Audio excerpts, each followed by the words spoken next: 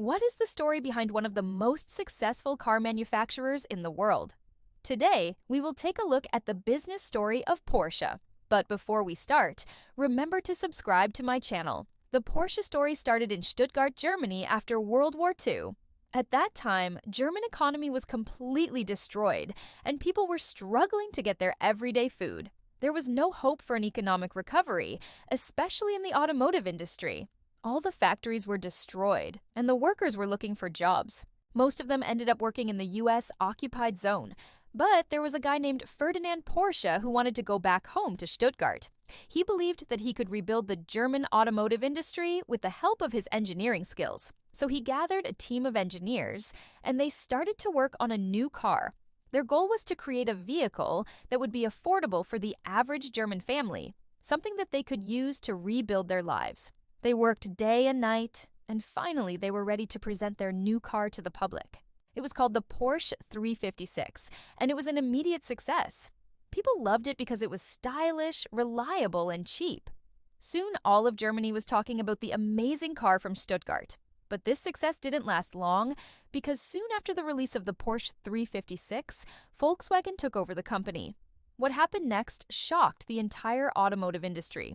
The story of how Volkswagen took over Porsche and what happened next is fascinating. It shows how even a small company can fight back against a giant like Volkswagen and win. In 1948, Dr. Porsche was approached by Volkswagen and offered a deal he couldn't refuse. Volkswagen needed someone to lead its automotive division, and Dr. Porsche was the perfect candidate. He had the experience, the knowledge, and the passion for cars that Volkswagen needed. So he accepted the offer and became the head of Volkswagen's automotive division. At first, everything seemed fine. Dr. Porsche was able to turn around Volkswagen's automotive division and make it profitable. But soon, his relationship with Volkswagen's management started to deteriorate. He clashed with them over his authority and decision-making power. Dr. Porsche wanted more control over the company, but Volkswagen's management was unwilling to give it to him. So he decided to resign from Volkswagen and go back to Stuttgart to focus on his original company, Porsche. This was a risky move because Porsche was just a small company compared to Volkswagen, but Dr. Porsche was confident that he could make it big again. His first step was to create a new car that would be even better than the Porsche 356. He called it the Porsche 550, and it was an immediate success. Car lovers went crazy over the new Porsche, and the company started to grow rapidly. This growth attracted the attention of Volkswagen again, and they made an offer to buy out Porsche. Dr. Porsche rejected the offer and decided to take Porsche public. This was another risky move, because the German stock market was not doing well at that time. But Dr. Porsche was confident that investors would see the potential in Porsche and buy its shares. And he was right. Porsche went public in 1963, and its shares were oversubscribed by 10 times. This gave Porsche the capital it needed to keep growing and expanding. Over the next few years, Porsche became one of the most successful car manufacturers in Germany. But this success didn't last long because in 1972, Volkswagen's new CEO, Tony Schaller, came to power and he wanted to buy out Porsche. He had been watching Porsche's rise with envy, and he wanted to add another jewel to Volkswagen's crown. He approached Porsche with an offer to buy it out for a sum of $250 million. This was a lot of money for Porsche, but Dr. Porsche was not willing to sell his company. He had built Porsche from scratch, and he wasn't going to give it up without a fight. So he fought back using every dirty trick in the book. He spread rumors about Volkswagen's financial health. He lobbied the German government to intervene, and he even tried to buy out Volkswagen himself. But none of these attempts worked, and Volkswagen eventually bought out Porsche for $478 million. This was a humiliating defeat for Dr. Porsche, and he vowed revenge. He started spreading rumors that Volkswagen had overpaid for Porsche and that its true value was much lower. He also started buying shares in Volkswagen, and when he had enough, he launched a hostile takeover bid. This was a risky move because Volkswagen was a much bigger company than Porsche, but Dr. Porsche was confident that he could pull it off. And he did. In 1975, Dr. Porsche successfully took over Volkswagen and became the largest shareholder. He had finally won the battle, but the war was far from over. Dr. Porsche knew that he couldn't stop Volkswagen from trying to buy out Porsche again, so he started planning his next move. He knew that the only way to protect Porsche was to make it independent from Volkswagen. So, he started lobbying the German government to split Volkswagen into two separate companies, Volkswagen and Porsche. And in 1978, his plan paid off. The German government agreed to split Volkswagen into two separate companies. Dr. Porsche kept control of Porsche, and Volkswagen became a publicly traded company. From that day on, Porsche and Volkswagen have been rivals. Even though they are related, they compete against each other in every segment. This rivalry has pushed both companies to become better and more innovative.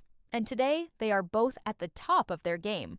In the early days of the company, Porsche focused on producing high-performance sports cars.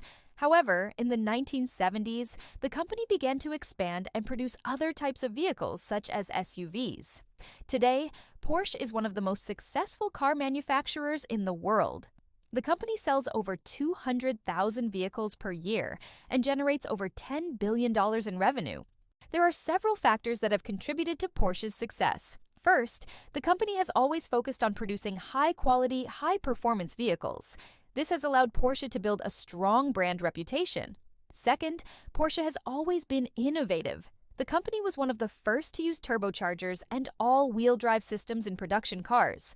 Third, Porsche has a loyal customer base. Porsche owners are some of the most passionate car enthusiasts in the world. They are willing to pay a premium for the brand and often have multiple Porsche vehicles. Fourth, Porsche has a strong dealer network. Dealers are key to the success of any luxury automotive brand, and Porsche has a global network of highly trained dealers. Fifth, Porsche benefits from economies of scale. Despite being a small company by automotive standards, Porsche sells enough vehicles to benefit from economies of scale. This allows the company to keep its prices relatively low while still generating high profits. Finally, Porsche has a skilled workforce. The company employs some of the best engineers and designers in the world. They are constantly pushing the limits to create the best possible vehicles. Despite its success, Porsche faces many challenges. First, the company must continue to innovate in order to maintain its competitive edge. Second, Porsche must continue to build a strong brand reputation in order to justify its high prices. Third, Porsche must continue to satisfy its loyal customer base. Fourth, Porsche must continue to expand its dealer network in order to reach new customers. Fifth, Porsche must continue to take advantage of economies of scale in order to keep its prices low. Finally, Porsche must continue to attract and retain the best engineers and designers in the world. Despite these challenges, Porsche is well positioned for continued success. The company has a strong track record of innovation and has a loyal customer base that is willing to pay a premium for its vehicles. Porsche is also taking advantage of economies of scale and has a skilled workforce. Only time will tell if Porsche is able to overcome the challenges it faces and continue to be one of the most successful car manufacturers in the world. If you enjoyed this video, make sure to subscribe to my channel and leave a comment below. Thank you very much for watching, and I will see you in the next video.